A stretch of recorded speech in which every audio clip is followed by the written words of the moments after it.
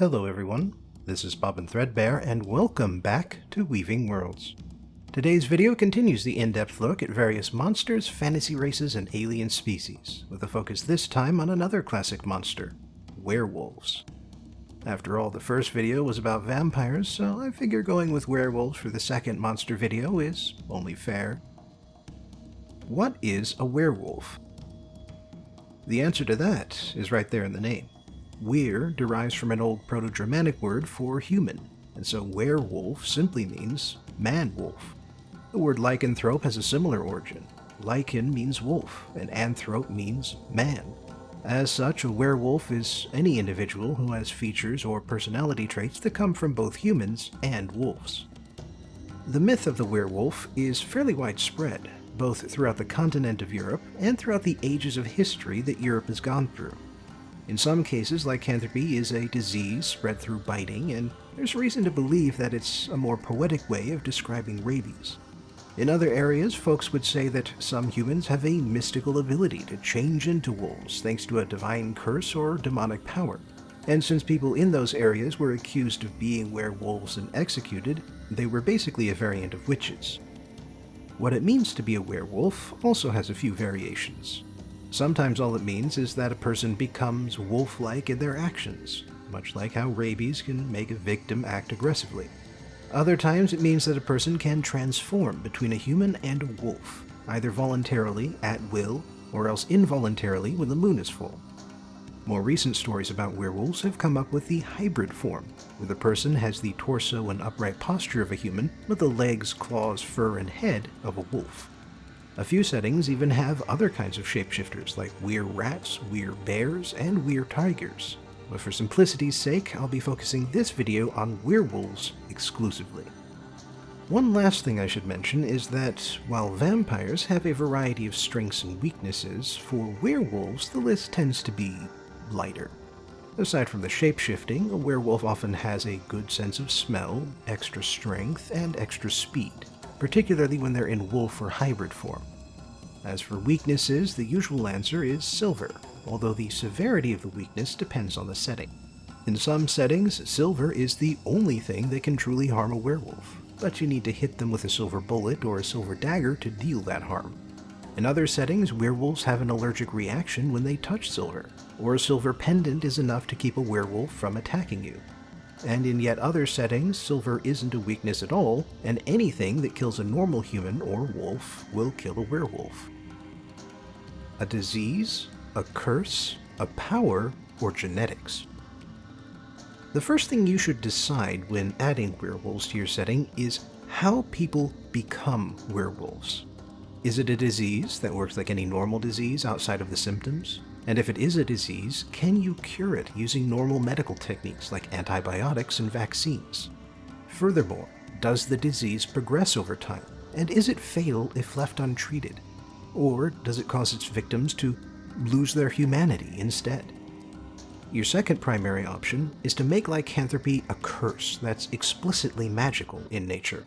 If that's the case in your setting, then if the curse is something unwelcome and something you can catch from being bitten by another werewolf, then the cure would also have to be magical in nature. Maybe you can free someone of the curse by killing the alpha werewolf, and the alpha werewolf got it by angering a god or something like that. Or maybe the cure is a folk remedy, like being chained up with silver manacles while a priest chants the Lord's Prayer and forces you to drink a tea made with wolfsbane. Your next option is to go full witchcraft, and have lycanthropy be a power that a person has to earn. You can still say that being a werewolf is a bad thing, but in this case it means that the person became a werewolf because they were evil, and they didn't become evil because of a curse. The werewolf is thus not a victim, but the perpetrator. You could also say that being a werewolf isn't a bad thing. And while they may turn into a wolf, they don't become mindlessly violent or start hungering for human flesh. Your last option to consider is genetics. What if being a werewolf isn't something given through magic or a pathogen, but is instead a genetic trait, passed down within isolated communities? It could be a dominant trait that allows everyone within the community to become wolves, or it could be a recessive trait that allows only a select few to change their forms. Or perhaps there is no shape-changing, and werewolf is simply the name of a group of humanoids with lupine traits. Werewolves as the human id. A person's inner wolf is said to be more primal, more direct, more vicious than their normal civilized personality. And perhaps that's what the transformation of a werewolf represents. It isn't a new personality that takes over from the old one. It instead takes the existing personality and strips away its morality and its trappings of civilization. If you want to go this route with werewolves, and you really want to explore the divide between id and superego, then you should avoid having a lot of werewolves present in your setting. It's a very psychological approach, and as such, your stories should focus on a single person and the way they deal with the trauma of transformation. There can be other werewolves, but no more than a handful, 3 or 4 at most. Past that point, you'll have enough werewolves to form a community, and communities create enough conflict that you'll lose your focus on the person versus self conflict. Werewolves as wilderness protectors. What if becoming more primal is a good thing? What if it lets you get in touch with nature, helps you appreciate the wilderness on a level that mere humans can't approach? What if the transformation is a blessing granted by Mother Gaia, in exchange for which you must protect the wilderness with all your strength and cunning? In the World of Darkness setting, werewolves are the protectors of nature, and guard it against the forces of the worm, or death, and the forces of the weaver, or civilization and order. Or at least that's what they're supposed to be. This being the world of darkness, everything is terrible, and the supposed protectors of nature often end up being self-absorbed idiots or mindless rage monsters. In part, this is because werewolves all belong to specific bloodlines, and it's basically random which members of the bloodline become werewolves. But of course, we're talking about your setting here, so in your case, werewolves might be selected by a god or by a religious order. You could also do something interesting by having lycanthropy pass through bites and having the transformation be involuntary, while also having werewolves be protectors instead of bloodthirsty monsters.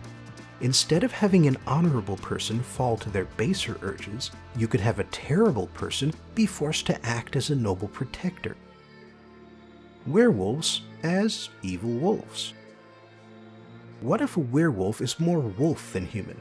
What if instead of humans who turn into wolves, they are wolves who turn into humans? Or what if a human bitten by a werewolf loses all trace of humanity while in wolf form? And so instead of being the human id unleashed, they simply become evil, bloodthirsty wolves.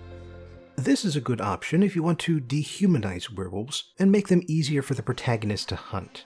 Or if you want to make the curse or disease of lycanthropy a tragedy without exploring the psychology of the victim. The wolf side of a werewolf is a monster, not an animal, and not some hidden desires. And so there is no reason why anyone, except other werewolves, should be sad if they get killed. And even the werewolves won't be sad, because, as previously stated, they're monsters. Werewolves as beast folk. What if werewolves are just the hybrid form, and the name refers to an entire species separate from humans?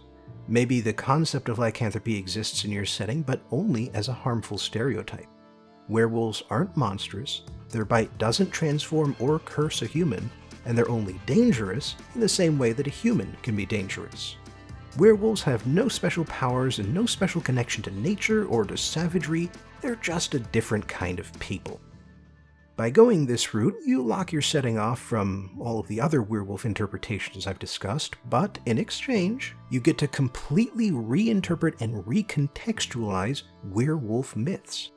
Instead of being more or less true, werewolf myths are fabrications, made up by people who don't understand and therefore fear their neighbors.